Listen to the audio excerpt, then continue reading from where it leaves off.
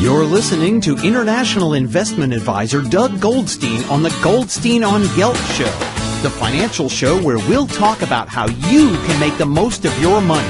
With all the confusing financial chatter bombarding you each and every day, Goldstein on Gelt will give you the practical information you want and need about living a financially stable life. Here's your host, money maven Doug Goldstein. Okay, we are back. We are talking to Steve Posiask, who's the president of the American Consumer Institute, Center for Citizen Research.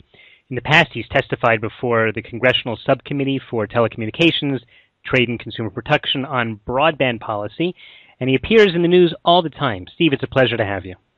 Well, thank you, Doug. What really got us together was a piece that you had written a while ago about Google, and you were talking about the issue with Google gathering a huge amount of information. Before I ask you what the problem is with that, could you just describe what the problem actually is?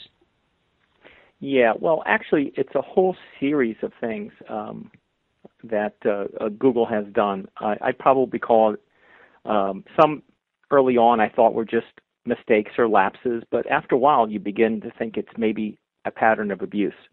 And this has to do in part by what is common is partly the information that's being collected by cookies. These are little files that are placed on people's computers that is supposed to help in the convenience in your browsing. But sometimes it collects other information like the sites you visit, where you visited, and otherwise. But there's been other lapses as well that Google has done in terms of collecting information.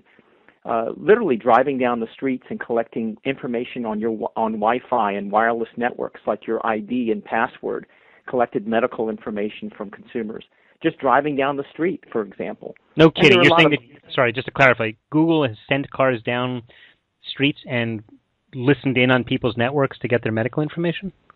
Well, what they were really doing, they said, was to find out where all the hot spots and Wi-Fi spots were. So they were sending vehicles down with antennas, finding those locations, and in the process, they collected a lot of information that you don't think they would want. One investigation involves a Canadian woman who had her medical records collected because they were getting transferred, within her household. But periodically, every time you sign on, there's a little bit of information on the ID and password. And a lot of that was being collected, and it's even more than that. They've collected a lot of other information, and they've prevented consumers from opting out of this data collection in some cases by very sophisticated means. Well, let's talk about the collection for 1 sec. I just want to clarify. Yeah. A person would have the option, of course, not to use Wi-Fi. He could wire up his house, and then it wouldn't be so available. In other words, if you're broadcasting your information outside your house, doesn't Google have the right to accept it? Well, generally, that information is supposed to be should be encrypted.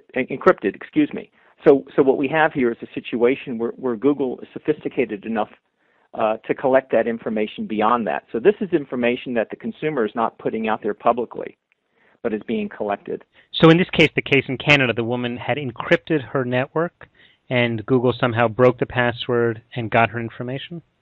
Well, they're going through and picking up that information, the encrypted information. They're sophisticated enough to unencrypt it. At least that's what the allegations are. There's a number of countries that are investigating what's called the Street View service that they provide, and that's when this was done. But in general, don't get me wrong. The cookie activity that happens, putting a little bit of information on consumer. A small file that helps with the and tracks your browsing. Sometimes that is very convenient because it helps you with the service.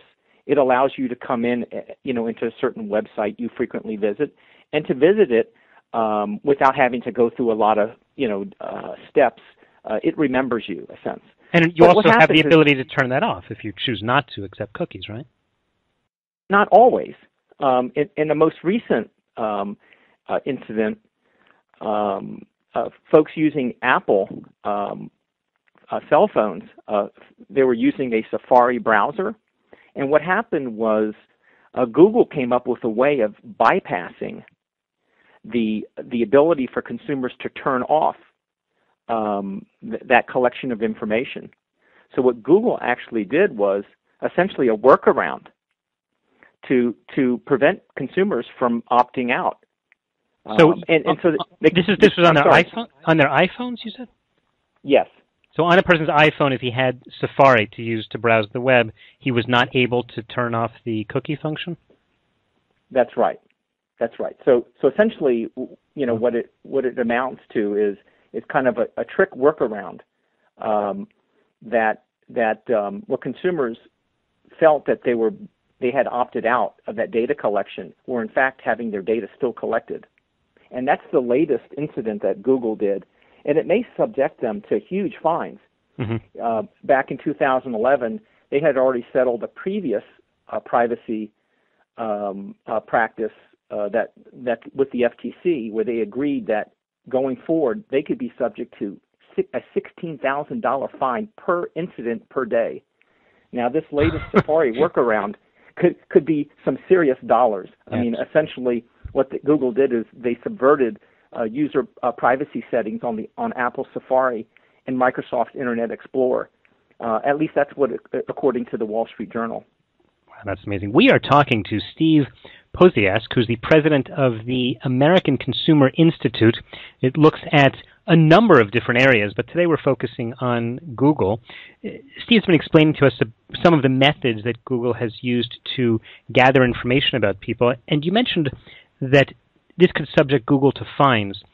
My question to you is it illegal what they're doing? In which case, shouldn't this be a criminal offense? Well, it may in fact be, and so that's kind of up to the Federal Trade Commission to sort out. But Google settled what was a serious investigation by the FTC last year, and they agreed not to misrepresent its privacy practices. And so, essentially, they have laid out, an agreement, which now they could be subject to the terms of that agreement and serious fines. They had supposedly, agreed to stronger opt-out status and that sort of thing. The problem that I see for all this is I don't know if there's a lot of serious damage about all this. There may be, because I don't know if any of this information has been used in some bad ways. But what happens is if we can't get some of these folks in the industry to get in line with some standard practices, the risk is that government's going to step through and try to regulate this thing. And that's the worst thing we could have, is the government stepping in here. So my biggest concern is Google needs to get into shape here. I see. So you're not supporting government intervention or that the government should make rules, but rather that it should be a self-regulatory organization. Yeah, let me make clear. In general, I'd worry more about government tracking us. But as if they aren't already. There has just been so many lapses that we're seeing, and it's sort of an ongoing pattern. I mean, there was even this. Here's another story. Google had what's called Doodle for Google contest, where kids could send in pictures.